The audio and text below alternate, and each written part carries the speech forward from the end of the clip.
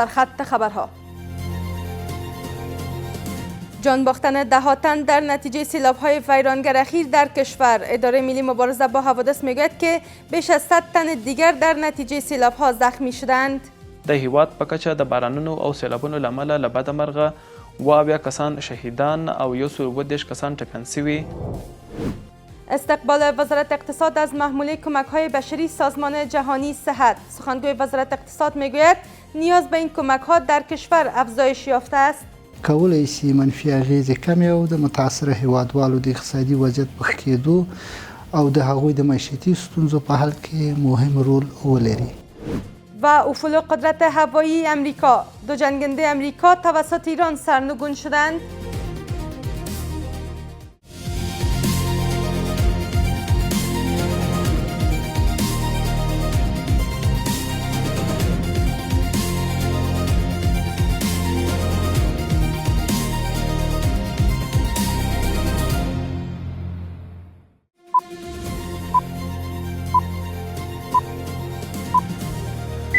سلام، وقت شما بخیر. به مجموعه خبری این ساعت از میز خبر آفاق با من عایشه نیازی خوش آمدید. امروز شنبه 15 مرداد 1405 هجری خورشیدی است که برابر میشد با 4 اپریل 2026 میلادی. مشروع خبرها.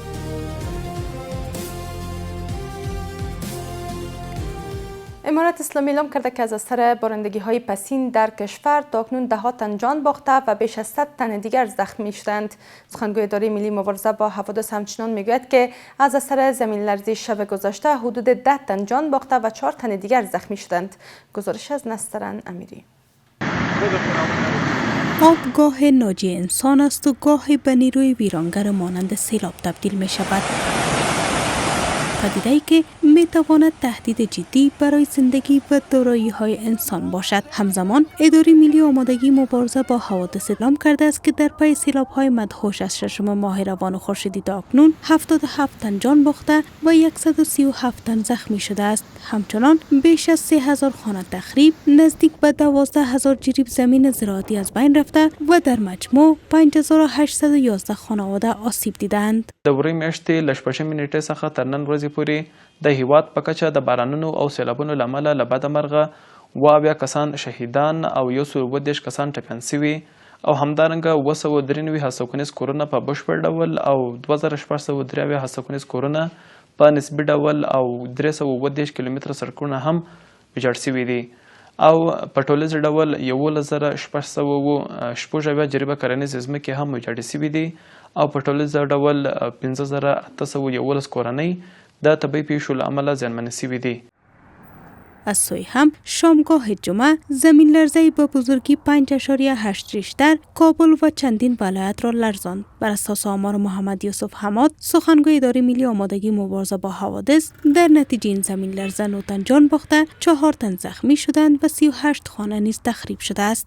د دې زلزلې له امله په کابل، پنجشیر، لوګر، ننګرهار، لغمان او نورستان ولایتونو کې له بده مرغه 9 کسان شهیدان، 4 کسان ټپیان شوي او 15 کورونه په بشپړه او 33 کورونه په نسبي ډول ویجاړ شوي دي او په ټولیز ډول 40 کورنۍ زیانمنې شوي دي. اما چه عوامل باعث می شود که افغانستان در برابر سیلاب ها به این اندازه آسیب پذیر باشد و هر سال خسارات سنگین جانی و مالی را تجربه کند؟ تداوم بارندگی ها و سیلاب ها در کشور واضح است که خسارات سیلاب هم بیشتر میکنه، به خصوص در اینکه آگاهی مردم بسیار زیاد پایین است. در اینجا مردم اصلا به آگاهی و معلومات سیلاب ها و پیش بینی بارندگی اصلا اعتنا ندارن، اصلا به او باور نیست. ببینید شما مردم ها میبینه آب سیلابی رو و در او با موتور خود داخل میشه و جان خود و مسافرین رو در خطر میندازه.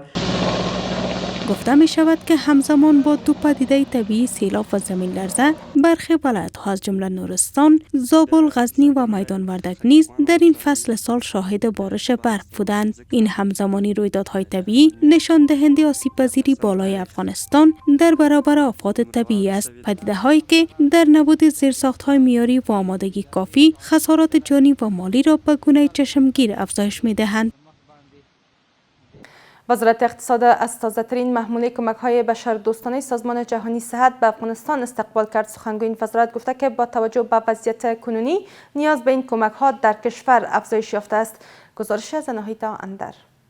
وزارت اقتصاد با استقبال از جدیدترین محموله کمک‌های بشردوستانه سازمان جهانی بهداشت می‌گوید که با توجه به وضعیت کنونی نیاز به این کمک‌ها در کشور افزایش یافته است. سخنگوی این وزارت با اشاره به ورود موج گسترده مهاجران افغان همچنان تاکید می‌کند که نهادهای امدادرسان باید در این زمینه با امارت اسلامی همکاری کنند و از این نهادها خواسته تا به گونه جدی در بخش ایجاد اشتغال و ارائه کمک‌های دائمی توجه و همکاری داشته باشند. بیرته راستنیدونکو کډوال ستونزو ته د رسیدنې لپاره د بیړنیو بشري مرستو ترڅنګ د نړیوالې ټولنې لخوا معیشتي او اقتصادي ستونزو ته د رسیدنې لپاره د پراختیایي پروژو پلي کېدل چې د کارموندنې فرصتونه رامنځته کړي او کورنی اقتصاد پیاوړی شي کولی شي منفي اغیزې کمې او د متاثره هیوادوالو د اقتصادي وضعیت په ښه کېدو او د هغوی د معیشتي ستونزو په حل کې مهم رول ولري. سازمان جهانی بهداشت اعلام کرده که یک محموله 78 تنی کمک‌های صحی وارد افغانستان شده است. این سازمان افزوده که این محموله شامل کیت‌های تداوی سرخکان، مواد تغذیه برای کودکان مبتلا به سوء تغذیه حاد، تجهیزات جراحی و سایر اقلام ضروری است. به گفته این سازمان این کمک‌ها برای حدود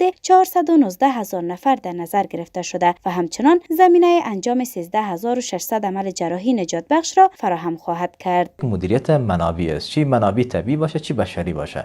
منابع بشری را هم به شکل مدیریت کنیم که ظرفیت‌هایشان بلند ببریم، تحصیلاتشان بلند برده باشه، مهارت‌هایشان افزایش کرده باشه و منابع طبیعی را به شکل درستش ما استخراج کنیم و پروسس کرده باشیم معادن کشور تا در سیر زمان استفاده بهینه از اینا در داخل سرزمین صورت بگیره.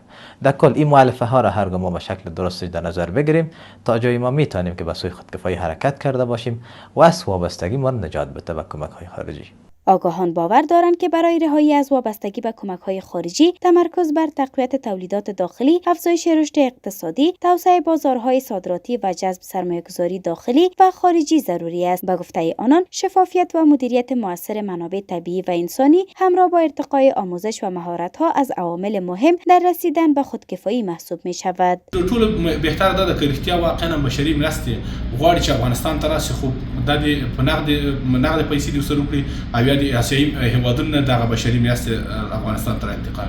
خو که بیا هم د دوی دا پالیسي وي چې د دې هیواد نه پاکستان نه باید راسي، نو د دې لپاره د پاکستان لکه څنګه چې هغوی هم متضرر ده، افغانستان هم متضرر شوی ده، نو دوی دواړه د سره ناستې وکړي، هغه قوانین او مقررات په اساس باندې چې یو هیواد د بل هیواد سره لري باید د هغو په اساس باندې دا لارې پرانیسي. با آنکه افغانستان در حال حاضر به کمک‌های بشردوستانه نیاز جدی دارد، اما مسدود بودن گذرگاه ترخ هم همچنان یک مانع بزرگ در برابر انتقال این کمک‌ها به شمار می‌رود. با وجود بازگشایی این گذرگاه در روز سه‌شنبه هفته گذشته برای مهاجران گیر مانده در آن سوی خط فرضی، رفت و آمد بیماران و انتقال کمک‌های بشردوستانه هنوز هم متوقف است. و در خارج از کشور در 36مین روز جنگ ایران و امریکا یک جنگنده F-15 و یک فروند هواپیمای ایده امریکایی توسط ایران سرنگون شدند. محمد باقر قالیباف رئیس مجلس ایران سرنگونی جنگنده امریکا در ایران را به تمسخر گرفت. گزارش از حضرت محمدی بیغش. در 36مین روز جنگ تحمیلی امریکا و اسرائیل علیه ایران، حملات نظامی تهران و واشنگتن علیه یکدیگر به شدت جریان دارد. در اوج درگیری سقوط یک فروند جنگنده پیشرفته F-15 امریکایی در آسمان ایران، بار دیگر نگاه را به تحولات نظامی منطقه دوخت و ادعای ترامپ در مورد از بین رفتن سیستم هوایی تهران را زیر سوال برد. جنگنده F-15 استرایک ایگل یکی از پیشرفته ترین جنگنده های چند منظوره نیروی هوایی امریکاست. این جنگنده برای انجام همزمان ماموریت های هوا به هوا و هوا به زمین طراحی شده و توانایی عملیات در شب، ارتفاعات پایین و شرایط مختلف آب و هوایی را دارد. F-15 برخلاف مدل‌های قدیمی‌تر این خانواده دارای دو خدم است، یک خلبان در کابین جلو و یک افسر سامانه‌های تسلیحاتی در کابین عقب. این ساختار امکان مدیریت همزمان پرواز، هدفگیری و استفاده از سلاح‌ها را فراهم می‌کند. این جنگنده به گونه‌ای طراحی شده که بتواند اهداف دوردست زمینی را با دقت هدف قرار دهد و پس از انجام ماموریت به سرعت از میدان نبرد خارج شود. محمد باقر قالیباف رئیس مجلس ایران سرنگونی جنگنده امریکایی در ایران را به تمسخر گرفت. پس از 37 بار شکست دادن ایران پشت سر هم، این جنگ درخشان بدون استراتژی که آنها شروع کردند، حالا از تغییر رژیم به هیچ کسی میتواند خلبان‌هایمان را پیدا کند، خواهش میکنیم وای چه پیشرفت فوق‌العاده‌ای واقعا نابغه هستند.